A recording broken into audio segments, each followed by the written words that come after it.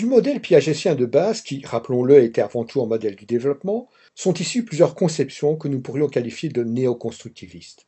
Celles-ci mettent l'accent tantôt sur certains aspects spécifiques de la mémoire, comme la mémoire de travail, étant ainsi un rapprochant avec le modèle cognitiviste du traitement de l'information, tantôt sur la dimension sociale et culturelle du développement cognitif. Dans cette lignée néoconstructiviste, nous nous attacherons à trois approches qui nous paraissent particulièrement intéressantes, notamment parce qu'elles sont susceptibles d'orienter la réflexion du spécialiste de l'éducation vers des modèles de l'enseignement. Il s'agit de l'approche socioconstructiviste, que nous traiterons dans cette capsule, de l'approche socioculturelle, qui fera l'objet de la capsule suivante, et de l'approche cognition distribuée, qui sera présentée dans la troisième capsule. Les premiers travaux que nous pourrions qualifier de socioconstructivistes ont été menés par deux successeurs directs de Jean Piaget, Willem Doise et Anne-Nelly Perret-Clermont.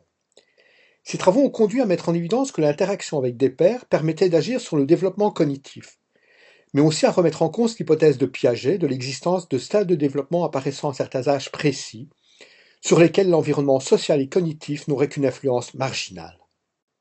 Pour illustrer l'effet des pairs sur le développement, nous reprendrons l'expérience sur la conservation des liquides déjà décrite dans une capsule précédente. Si l'on place un enfant conservant et un enfant non conservant devant la même situation que celle décrite par Piaget, trois possibilités se présentent en enfant non conservant. Première possibilité. Il maintient sa position, c'est-à-dire qu'il continue à adopter un comportement caractéristique de la non-conservation des quantités. Deuxième possibilité, il adopte la position de l'autre sans modifier ses représentations antérieures. Il s'agit donc d'un changement de surface, de telle sorte qu'il reviendra par la suite à des comportements non conservants. Troisième possibilité. Après négociation, il adopte le point de vue de l'autre, mais avec une réorganisation de ses représentations antérieures dans le cadre d'une rééquilibration majorante. Dans ce cas, il aura acquis de manière stable et permanente un comportement conservant et il aura évolué dans son développement cognitif. Les études menées sur le modèle de l'expérience que nous venons de décrire montrent que les enfants qui étaient initialement non conservants progressent dans la maîtrise de la conservation lorsqu'ils ont l'occasion de discuter avec des pairs à propos de l'expérience qui leur est proposée, alors que les sujets qui n'ont pas eu l'occasion de travailler avec des pairs ne progressent pas ou beaucoup moins. Des progrès substantiels en termes de développement cognitif peuvent même être atteints après 5 à 10 minutes d'interaction. De plus, les sujets ayant travaillé avec des pairs révèlent une appropriation profonde des notions qui leur permet de défendre leur position sur la base d'idées originales, impliquant une restructuration complète de leur raisonnement. Pour mieux comprendre l'effet des pairs sur le développement cognitif, différentes expériences ont été menées qui ont conduit à montrer que les interactions qui se mettent en place sont plus efficaces lorsque le sujet a l'occasion de confronter ses réponses avec d'autres points de vue. C'est le cas avec un sujet plus avancé, pour autant que l'écart cognitif entre les partenaires ne soit pas trop important, ou encore avec un sujet de même niveau, mais dont les erreurs de compréhension sont différentes.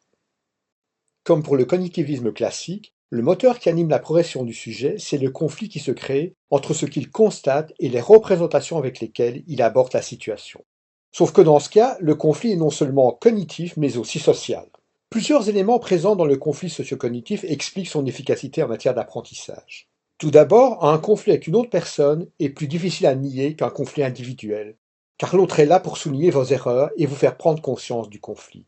Ensuite, le désaccord avec une autre personne entraîne généralement un processus de négociation, au cours duquel chacun est amené à présenter ses arguments, à se justifier. En se basant sur l'efficacité pédagogique des situations susceptibles de conduire à un conflit socio-cognitif, les socioconstructivistes se sont attachés à étudier la manière dont les individus peuvent interagir au sein de petits groupes pour résoudre différents types de tâches. Ces analyses ont permis de mettre en évidence deux grandes catégories d'interaction.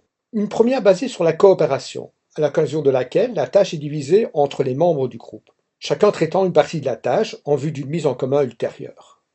Une seconde basée sur la collaboration, où la tâche n'est pas divisée de manière rigide, mais chaque participant s'impliquera dans chacune des sous-tâches, qui resteront intimement liées par un but commun et par un effort de coordination tout au long de l'activité.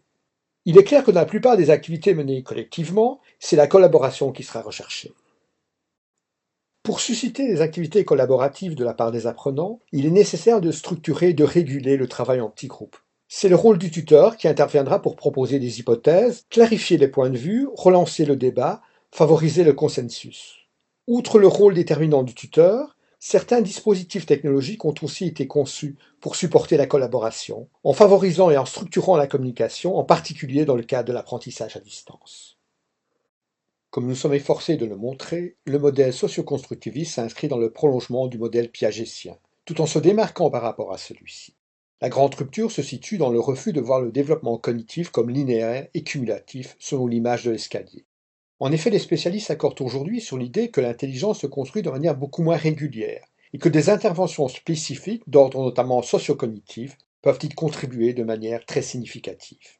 De même, l'idée que la cognition du très jeune enfant se limite à des activités sensorimotrices est aujourd'hui battue en brèche, au profit d'une conception selon laquelle le bébé disposerait déjà de capacités cognitives assez complexes dans le domaine des nombres, de la logique ou de l'anticipation.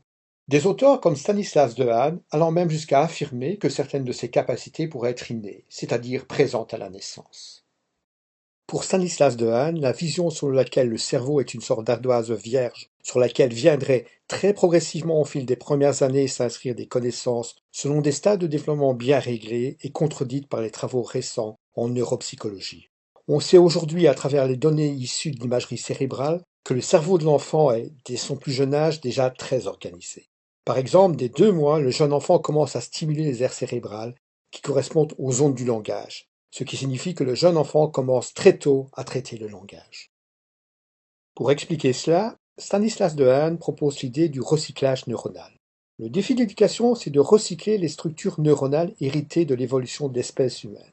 À l'image de ce qu'illustre la célèbre caricature de Darwin, nous héritons de compétences anciennes dans l'évolution, qui sont importantes pour la survie de notre espèce. En effet, tous les enfants naissent avec une connaissance intuitive, généralement non consciente, de la notion d'espace, de nombre, et avec des circuits spécialisés pour le langage. C'est sur ces connaissances intuitives qui préexistent que l'éducation prendra appui pour construire des connaissances plus formalisées et plus conformes aux exigences d'une éducation moderne. Par exemple, on pourra s'appuyer sur la connaissance intuitive des nombres, qui existe chez le petit enfant, pour développer l'arithmétique formelle. Comme nous pouvons le constater, nous sommes loin de l'idée piagétienne d'une lente construction logique de l'intelligence, qui s'étalerait tout au long de l'enfance et qui serait complétée en fonction des différents stades de maturation atteints par l'enfant.